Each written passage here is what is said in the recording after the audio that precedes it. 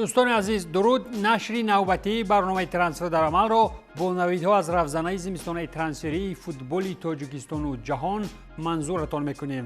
گپی نخستم این است که ویتالی گریگوریویچ لفچنکو با احتمالات زیاد به تیم پیشینه‌اش برمیگردد. اینجا گپ سر استقلال دوشنبه می رود که بعد رفتن لفچنکو به مربی ماند و طبق خبر و گزارش ها گفت و شنیدها با لفچنکو ادامه دارند. لفچنکو 53 ساله که سالهای 21-22 با قهرمانان کشور کار کرده بود، اکنون می تواند به این تیم برگردد. از جانب دیگر باید اشاره نمود نفری که سال گذشته نفتچی را به قهرمانی در سوپرلیگ ازبکستان رسانید و با یک گفته به قزاقستان میرفت یا در خود همسایه کشور باقی میماند، با احتمالات زیاد به استقلال برمیگردد. شما را نمیدانم، ولی به نظر من برای لفچنکو چنین بازگشت یک قدم نو و دو قدم به قفا خواهد بود. از طرف استقلال همچنین دروازه‌بان سربی این تیم نیکولاس ستاشیچ رفته است و اکنون دوشنبگی ها را ضرور می‌آید که دروازه‌بان نوی را پیدا کنند. دروازه‌بان دسته استقلال نیکولاس ستاشیچ باشد.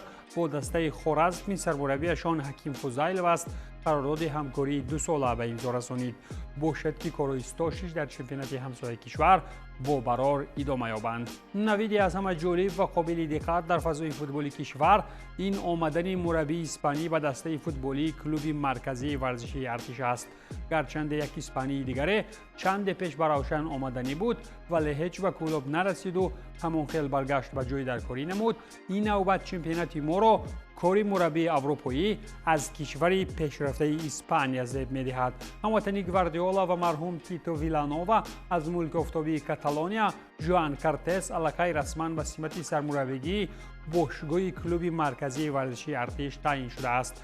پیشتر کارتس در دستای دینامو هیوستون، تیم جوانان سالوادور و ایندیپندنت کار کرده. با پیوستنش به سطح ارتشیان آن زینه سوم استاد شمس‌الدین قاسمov را البته که باید بیشتر و بالاتر کند. چلسی در زمین فوتبالی انگلستان به درجه زیاد مربی عوض میکند.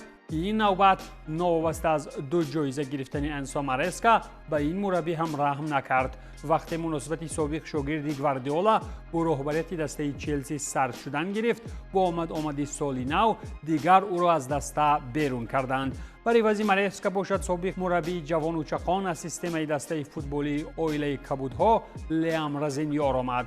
او سرمربی استراسبوری لیگ یکم فرانسه بوده. از این پس چلسی را مز همین جوان راهبری میکند. انگلیسی 41 ساله پس از لمپارد از کم شمارترین انگلیسی مربی در تیم لندنی بوده. کارش چگونه انجام می شود ما عین حال نمیدانیم، ولی میدانیم که کار مربیگی لیام رزینیور از تیم های جوانان برایتون سر شده، سپس با دیوی کاونتی و خال سیتی ادامه یافت.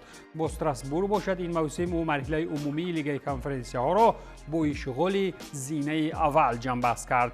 همچنین باید اشاره کرد که لیام رزینیور پنجمین سرمربی دائمی چلسی در 6 سال اخیر شد. چلسی باشد در دور آخرین از فولهام شکست خورد و وضعیتش را در جدول تنگ نمود، حالتی که برای مربی نو مشکلاتی نو و کارهای سنگینی را در پیش می‌گذارد.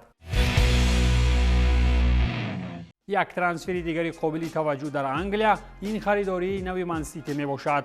بازیگر بورنموث آنتوان سمنیو به صف دسته گواردیولا پیوسته این تیم را در میان موسم زمستانی سخت پرقوت می کند.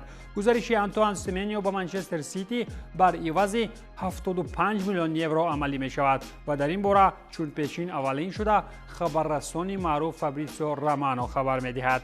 گفته می شود که باشگاه منچستر سیتی با موفقیت کارهای گزارشی بازیگر بورنموث آنتوان سمنیو را به انجام رسانید. چطور اشاره کردیم مبلغ گزارش 75 میلیون یورو 65 میلیون پوند استرلینگ را تشکیل می دهد. سمنیو پس از معاینه طبی با تیم نوش شرطنامه دراز مدت امضا می کند. گفته می شود که بازیگر گانگی به خاطر همراهی به صف من سیتی پیشنهادی 4 باشگاه پرمیر لیگ انگلیا را رد کرده است. از خواهش بازی کردن تحت رهبری مربی اسپانی پپ گواردیولا در این گزارش نقشی کلیدی بازیده است. این موسم آنتوان سمنیو 25 ساله در پرمیر لیگ انگلیا 19 بازی انجام داده، مؤلف 10 گل و 3 پرتافت گل آور شده است. در حالی که پیشنهاد دسته‌های چون لیورپول و چلسی را سمنیو رد کرد و بورنموث از این گزارش باز هم ضعیف‌تر می شود، پس در راه مبارزه در پایگاه قهرمانی با آرسنال باید تلاش‌های بیشتری به خرج داد. همچنین گفته می شود که سابق بازیگر پرتغالی بارسا ژائو کانسلو تاریخ اجاره به دسته هانسی فلیک برمیگردد. بارسلونا برای برگردانیدن حمایتگر پرتغالی ژائو کانسلو از تیم سعودی الهلال به موافقه رسیده است. روزنامه‌نگار و اینسایدر فابریسیو رومانو در این باره در صحیفه شبکه‌های اجتماعی خود خبر داد و گفته منبع این گزارش تاریخ اجارت آخر موسم 25-26 انجام داده می شود که برای آن باشگاه کاتالانی به دسته عربستان سعودی 4 میلیون یورو پرداخت می کند.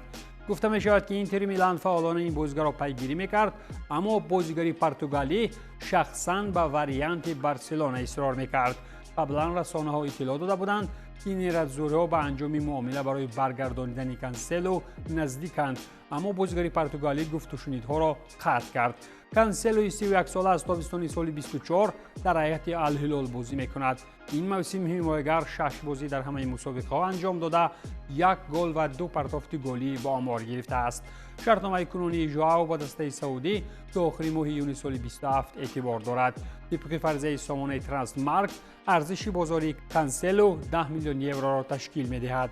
او قبلا هم در اینتر و هم در بارسلونا بازی کرده است، ولی چطور دیدیم پیشنهادی دسته این شهر میلان را رد کرد و دوباره به بارسا می آید. مشکل است گفتند که در بارسا کانسلو می تواند در یک مدت کوتاه بازیگری صف اساسی شود. یک تغییرات دیگری وابسته به دسته گواردیولا در این زمستان البته که رفتن جوانان بهره گرفتن تجربه بیشتر است. من سیتی دفاعگری 20 ساله خویش جماعی سیمسون پیوزی را به اجاره به کیانلی آلمان روان کرد.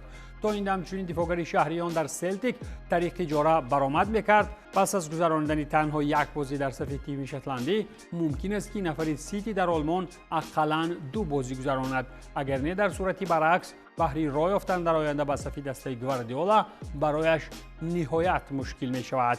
تیم فعالترین بازار زمستانی در انگلیا وست هم یونایتد از لندن است که بهره بهبود بخشیدن وضعیت مدام خریدن می گیرد. پس از خریدن‌های به ایست زمستانی این نوبت وست هم یک نفر را فروخت. از این دسته لوئیس گیلیرمه به اسپورتینگ رفت و لندنی‌ها از این ترانسفر 14 میلیون یورو کار کردند.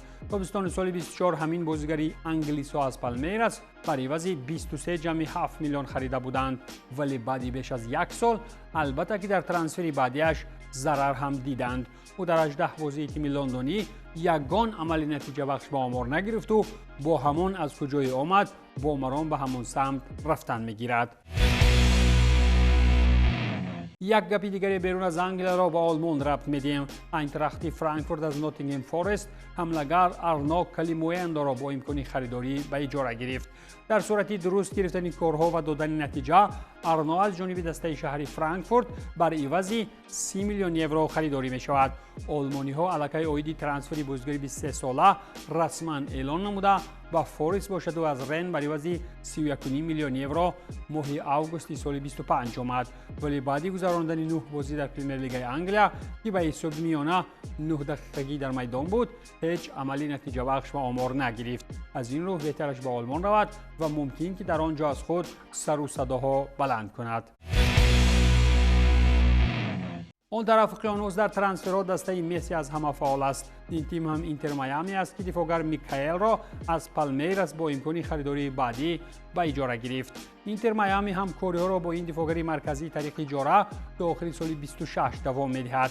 در صف تیم برزیلی میکائیل از سال 25 برآمد داشته در 28 بازی یک ارسال گلی را با آمار گرفت. در چمپیونات MLS پیشتر در صف تیم‌های چون هیوستن دینامو و هیوستن دینامو 2 برآمد می‌کرد و اکنون فرصت آن رسید این بازیگر 25 ساله زور و توان خویش را در بری مسی نشان دهد. در چمپیونات روسیه فرصت‌های اخیر ما عملی جالبی را مشاهده می‌کنیم. چی بازیگر ازبکی که بود در یک تیم‌های روسیایی راه سمت کشورهای همجوار یا خود ترک تبار پیش گرفت.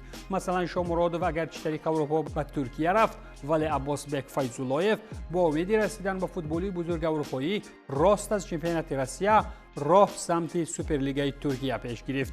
این نوبت باشد بازیگر دیگری منتخب ازبکستان عمرعلی رحمانعلیف از روبین قزان به صباح آذربایجان گزارش انجام داد.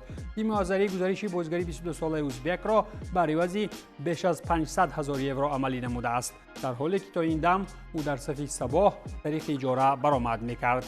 اگر در مورد ترانسفر از کشورهای آسیای مرکزی یک جمله بیشتر بگویم، ما هم آنجا یک زمان شیروانی در کپاز داشته بودیم، ولی چطوری می‌بینیم بازیگران ما در چمپیونات‌های بیرونی آنقدر زیاد طاقت کرده نمی‌توانند.